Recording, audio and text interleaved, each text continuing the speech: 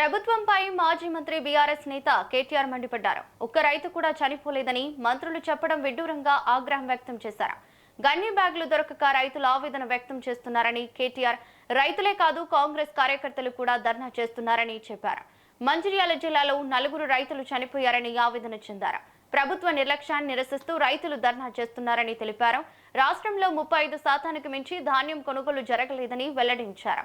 ప్రభుత్వానికి ఏ విషయంలో ప్రణాళిక లేకుండా పోయిందని ఎద్దేవా చేశారు. రాష్ట్రంలో ఎక్కడా కూడా 35% మించి ధాన్యం కొనుగోలు చేయలేదు.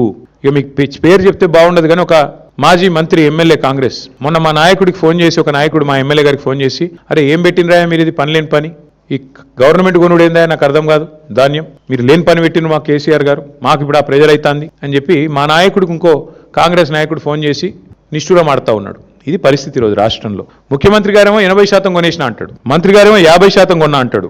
మేము చూసినాం క్షేత్రస్థాయిలో. వాస్తవానికి ఈరోజు ఏ ఒక్క సెంటర్లో కూడా ధాన్యం కొనుగోలు కేంద్రాలు సరిగా పనిచేయడం లేదు. గన్నీ బ్యాగ్స్ ఇస్తలేరు, రైతులే కొనుక్కోవాలి. 28 రూపాయలు, 25 రూపాయలు, 30 రూపాయలు పెట్టి సుతిలు వాళ్ళే కొనుక్కోవాలి. మంచినీళ్ళ సౌలత్ కూడా లేదు. ఇంకా మీదికెళ్ళి వెయిటింగ్ ఛార్జీలు కూడా రైతులే కట్టుకోవాలి. ట్రాక్టర్ లోడ్ చేసుకొని వస్తుండ్రు పాపం. వచ్చినాక ఆడ బయట సెంటర్ బయట నేను నర్సంపేట నా కళ్ళతో నేనే చూసిన, మొత్తం మార్కెట్ యార్డ్ అంతా నిండిపోయి ఉన్నది. మరి ఎట్లా ఇది పరిస్థితి అంటే, వచ్చి వారం రోజులైంది సార్, వెయిటింగ్ ఛార్జీలు కడుతున్నాం, రోజుకు 2000 రూపాయలు కడుతున్నాం, రోజుకు 3000 రూపాయలు కడుతున్నాం, లారీ అయితే ట్రాక్టర్ అయితే 2000 కడుతున్నాం. రైతులు తమ నోటెంబడి వాళ్ళు చెప్పిన మాట. ఈ సంక్షోభాన్ని గుర్తించకుండా, ఈ సంక్షోభం గురించి కనీస అవగాహన లేకుండా అబద్ధాలు చెప్పి అధికారంలోకి వచ్చిన రేవంత్ రెడ్డి ఇలా నోటికి వచ్చిన మాటలు మాట్లాడుతూ ఉన్నాడు.